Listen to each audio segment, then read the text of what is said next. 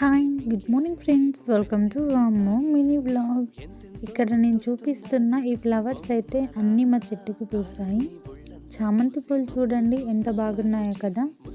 చలికాలం స్టార్ట్ అయిపోయిందంటే చాలు మనకి చామంతి పూలు అయితే చెట్ల నిండుగా మంచిగా ఉంటాయి.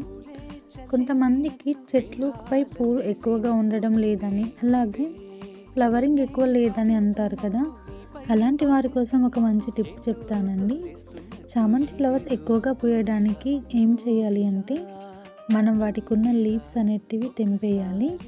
అలాగే మనకి పేనుబంక సమస్య ఉంటే ఫ్లవర్స్ అనేటివి ఎక్కువగా పూయవు.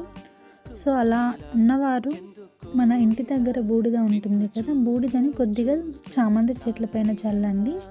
పేనుబంక సమస్య పోయి చామంతి పూలు అనేటివి ఎక్కువగా పూస్తాయి. ఇంతకీ చామంతి పూలు ఎలా ఉన్నాయి?